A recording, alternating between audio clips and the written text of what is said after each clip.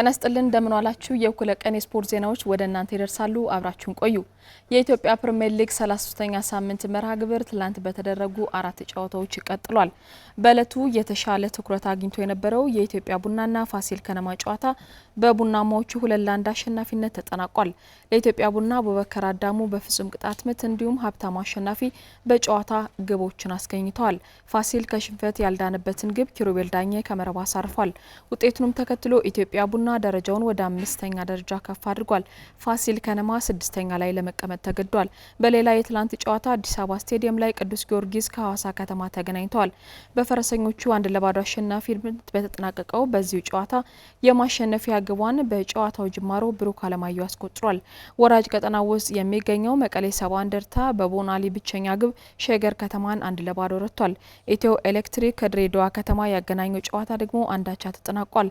ሊጉ ዛሬም ቀጥሎ ሲከናወን መሪው ሲዳማ ቡና ግርጌ ላይ ከሚገኘው አርባ ምንጭ ከተማ ጋር ይጫወታል። አዳማ ከተማ ከወልዋላ ዲግራት ዩኒቨርሲቲ እንዲሁም ነገሌ አርሲ ከምድረገነት ሽሬ ሌሎች የዛሬ ጨዋታዎች ናቸው።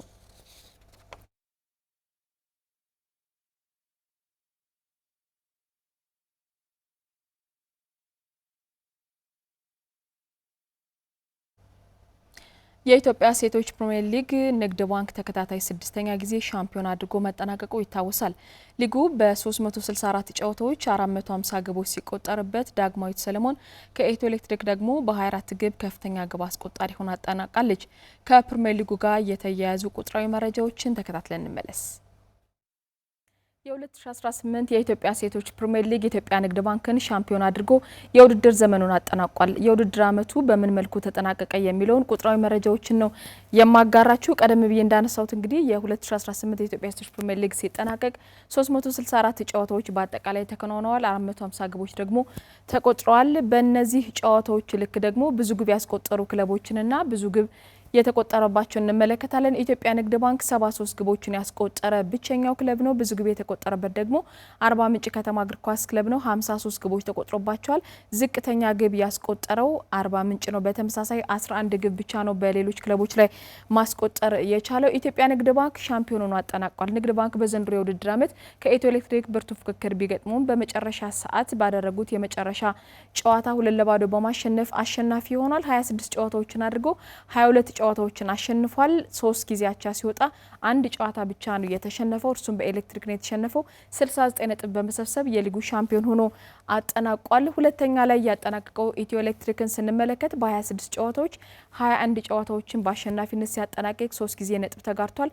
በሁለት ጨዋታዎች ብቻ ደግሞ ተሸንፏል። 66 ነጥብ በመሰብሰብ ሁለተኛው ነው ጨርሷል። መቻል እግር ኳስ ክለብ ሶስተኛው ነው ሲያጠናቅቅ በ26 ጨዋታ 16ቱን አሸንፏል። 8 ጊዜ አቻ ወጥቷል። ሁለት ጨዋታ ሽንፈት ደምድሟል። 56 ነጥብ በመሰብሰብ ሶስተኛ ደረጃን ይዞ አጠናቋል። ከፍተኛ ግብ አስቆጣሪዎችን ስንመለከት የኢትዮ ኤሌክትሪክ አጥቂ ዳግማዊት ሰለሞን ኤሌክትሪክ ሁለተኛ ደረጃ ይዞ እንዲያጠናቅቅ እንግዲህ 24 ያክል ግቦችን በማስቆጠር ከፍተኛ ግብ አስቆጣሪ ሆና ጨርሳለች። ረዲት አስረሳኝ ከኢትዮጵያ ንግድ ባንክ 21 ግብ አላት፣ ሁለተኛ ነው የሆነችው።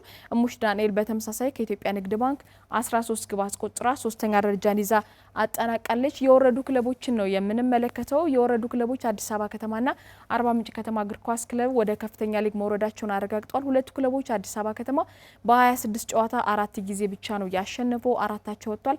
በ18 ጨዋታ ተሸንፎ 16 ነጥብ ይዞ ነው ወደ ከፍተኛ ሊግ የወረደው።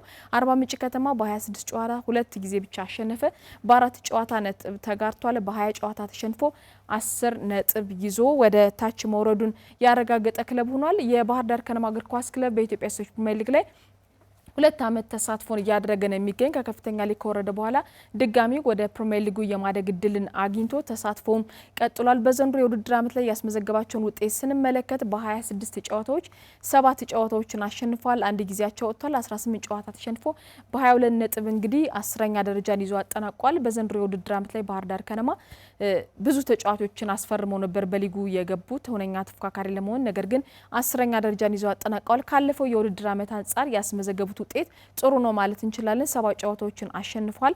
የመጀመሪያ የቡድኑ አሰልጣኝ የነበረችው ሰርካዲስ ሱነቱ እያለች አንድ ጨዋታ ብቻ አሸንፉ። በኋላ ላይ እንግዲህ በምክትል አሰልጣኛቸው ዘመኑ ታፈረ ሁለት ጨዋታዎችን የመምራት እድል ተሰጥቶት እሱ ሁለቱ ያደረጋቸውን ጨዋታዎችን በአሸናፊነት አጠናቆ ሌላኛው አሰልጣኝ እንዳወቀ አጥናፉ ሲመጣ 4 ጨዋታዎችን አሸንፏል። እንግዲህ በ3 አሰልጣኞች የውድድር ዓመቱን ያጠናቀቁ ባህር ዳር ከነማ እግር ኳስ ክለብ 7 ጨዋታዎችን በማሸነፍ እንዳለፈው ዓመት የመጨረሻ ሳምንት ጨዋታ ላይ ላለመውረድ አልጠበቀም። ነገር ግን በጊዜ 10ኛ ደረጃን ይዞ ማጠናቀቅ የቻለበት ጥሩ የውድድር ዓመትን አሳልፏል።